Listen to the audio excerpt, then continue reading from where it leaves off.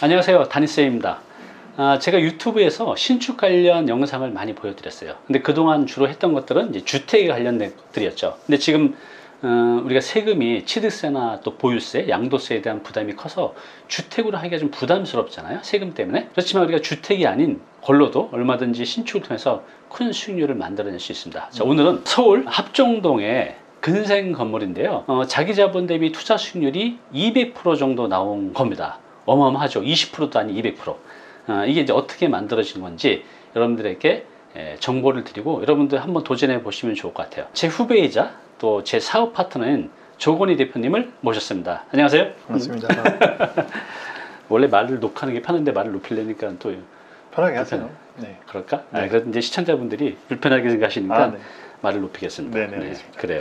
여기가 제가 방금 말씀드렸는데 거의 200% 수익률을 만들어내는 거죠? 네, 그렇죠. 이 고객에 대해서 조금만 네. 어떤 분인지 설명해 주실 수 있나요?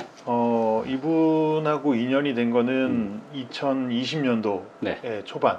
사실 이제 그 전부터 이렇게 그 상담도 하고 연락은 했었는데 실제로 이제 일을 본격적으로 진행한 거는 2020년도 초반. 그렇게 됐고 이제 직업이 이세요. 그 자기 직장을 가지면서도 이제 재산 증식하고 투자를 좀 적극적으로 하시려는 그런 투자자분이세요. 그래요. 네. 여기가 우리가 좀 제가 이렇게 여쭤본 게 직장인들 제 주변에도 직장 다니시면서 또 전업주부분들이 이런 공부하는 게 굉장히 어렵잖아요. 또 두렵잖아요. 그렇지만 이제 도전해서 이분 같은 경우는 앞으로 이렇게 계속해 간다면 뭐 금방 100억대 재산가가 될 수 있는 거죠. 여러분들도 이런 것들이 좀 어렵고 또 두렵기도 하지만 모르기 때문에 두려운 거잖아요. 그래서 오늘 내용 보시면 이게 이렇게 흘러가는 거구나, 이렇게 돈을 벌 수 있구나 라는 것을 이제 알게 되실 겁니다. 제가 대신 여쭤볼게요. 이제 여러분들은 이제 기본적인 지식이 있으니까 우리가 이제 하나씩 살펴볼 텐데, 첫 번째는 이 사업의 특이한 점, 그리고 이제 에피소드에 대해서 좀 제가 질문을 드려볼게요.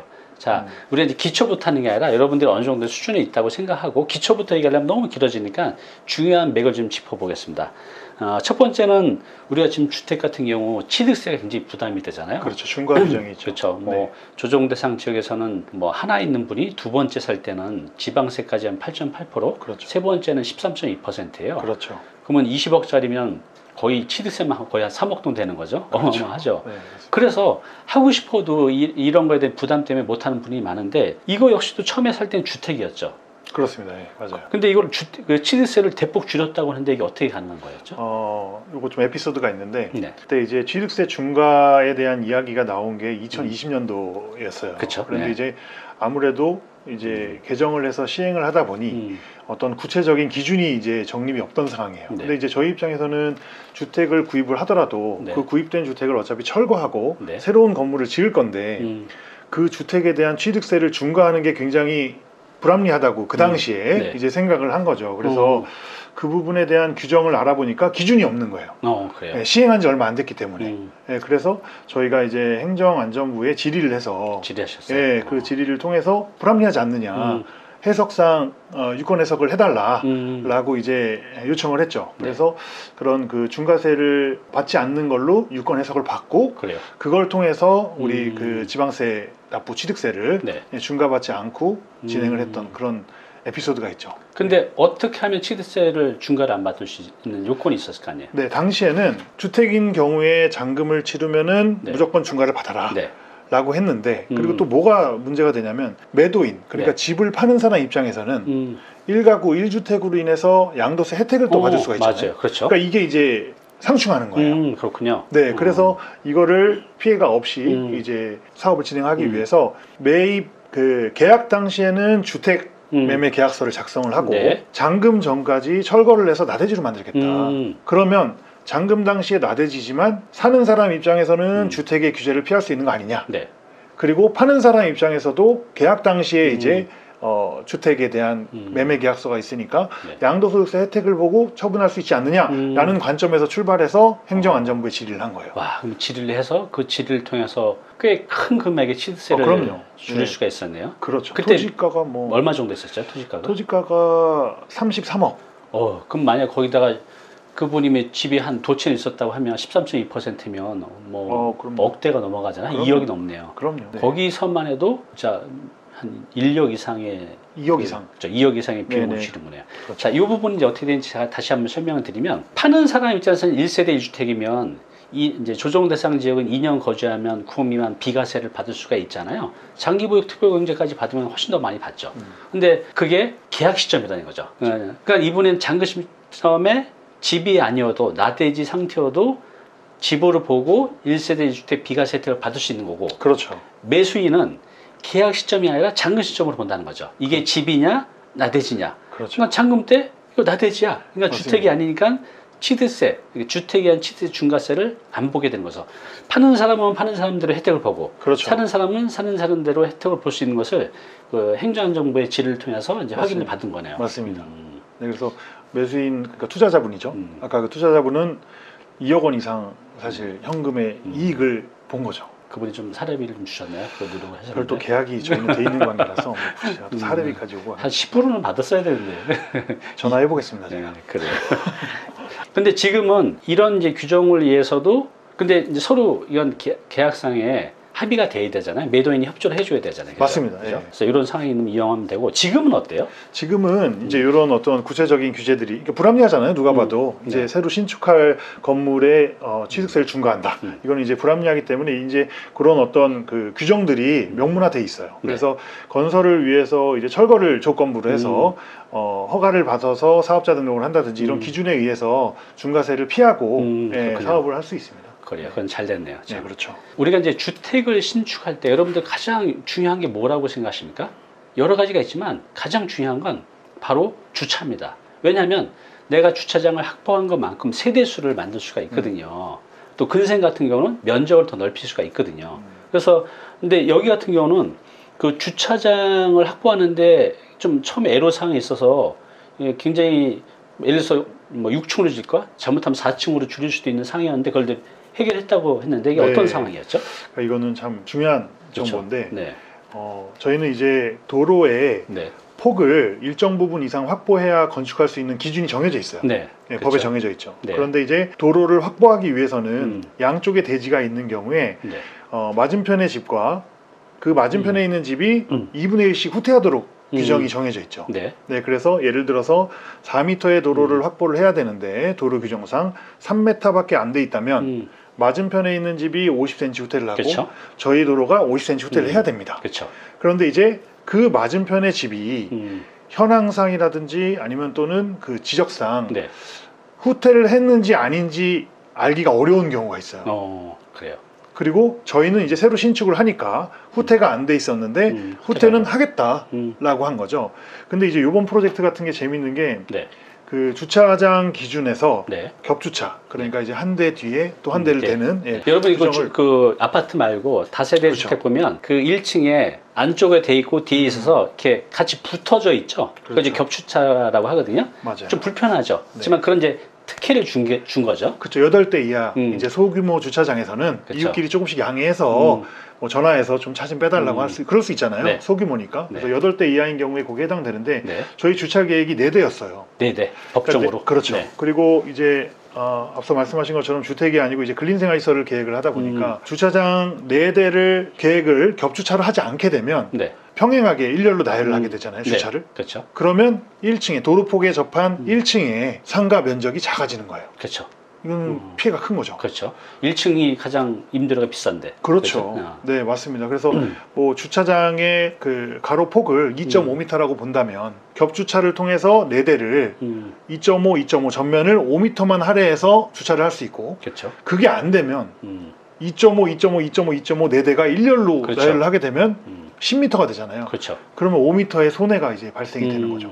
1층 많이 날아간다는 네, 거죠. 그렇죠. 그래서 어떻게든 겹주차를 해야 되는데 아까 제가 앞서서 말씀드린 그 도로 확보 규정 있잖아요. 네. 그 도로 확보 규정의 치수, 도로 확보에는 앞에 그 폭, 네. 그 폭에 대한 해석이 네.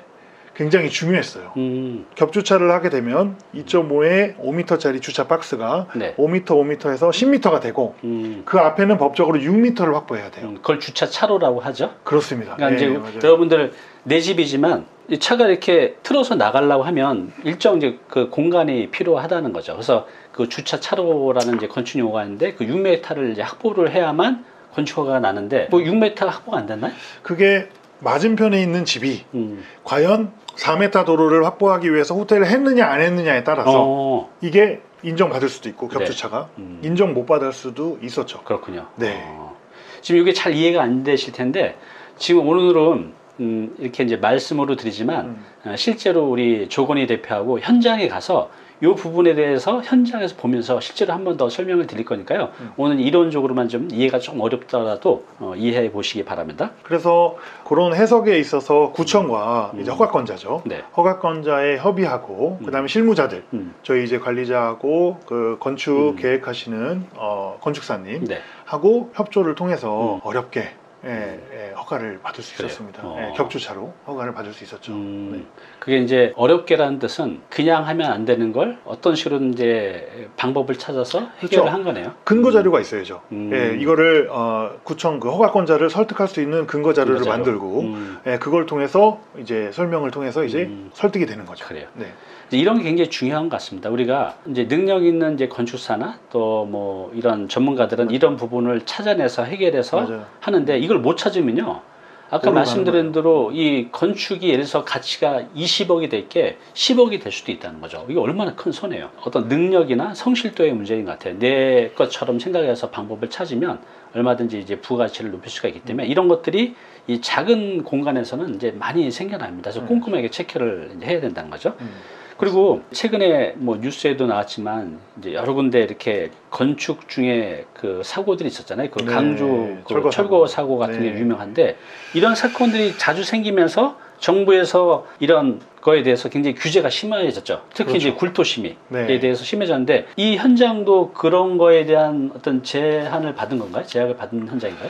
네, 그렇죠. 그래서 이것도 참 그 취득세 중과 이야기가 시작돼서 저희가 그렇게 적용받은 것처럼 이때 당시에도 이제 안전 문제하고 이런 그 안전에 대한 뭐 규제라고 하긴 그렇고 안전은 지켜야 되니까. 그렇죠. 네. 그래서 어떤 절차라든지 계획, 안전 계획 이런 거에 대한 조치가 굉장히 강화되던 그런 시기죠. 근데 그 굴토심이라고 이게 엄격해졌다는데 굴토심이가 뭐죠? 굴토심의는 지방자치단체 그 허가권자마다 기준이 조금씩은 차이가 있지만 지하를 팔 때 지하를 굴토하는 어떤 그 과정에 심의를 통해서 안전 계획이라든지 그 지하 토목 계획이라든지를 심의하는 그런 과정이에요. 말하자면 그냥 평지하면 상관없는데 뭔가 땅을 그렇죠. 파면 그렇습니다. 이제 심의가 들어간다는 네, 거예요. 그 기준이 이제 지자체마다 정해져 있어요. 인접한 건물의 노후도라든지 아니면 그 굴토의 깊이 이런 거에 따라서 우리는 심의 대상이다, 아니다 이렇게 이제 정해놓고 있습니다. 이게 좀 더 엄격해진 건가요? 그렇죠. 이제 강화가 된 거죠. 그래서 굴토 심의를 하기 위해서 그 굴토 심의 과정에 필요한 제반 서류가 더 강화되고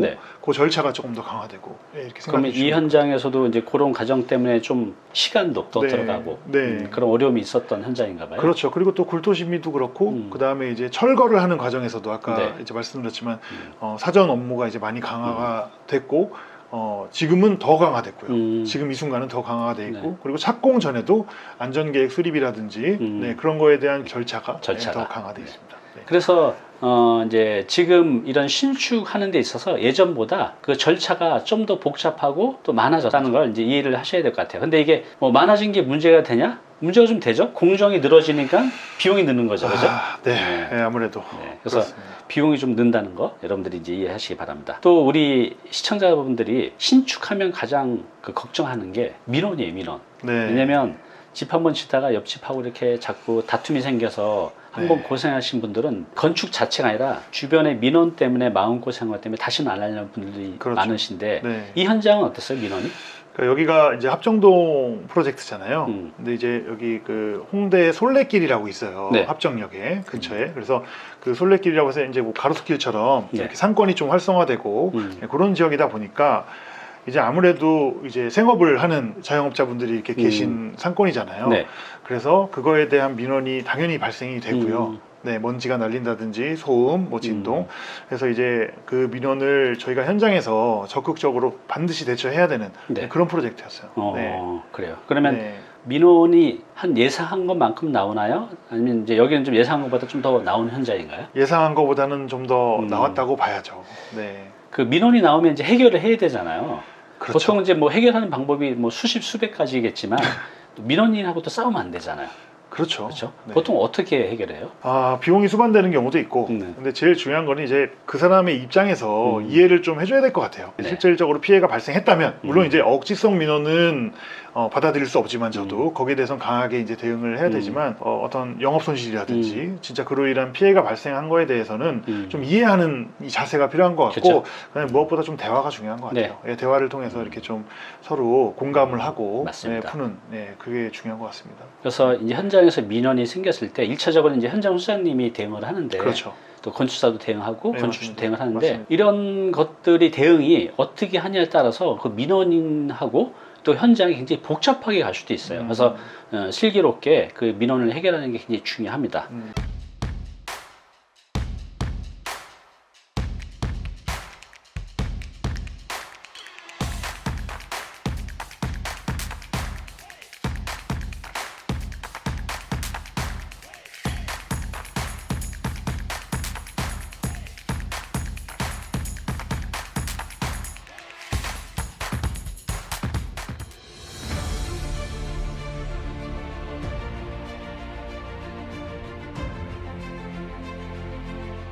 네, 오늘 정보 도움이 좀 되셨나요?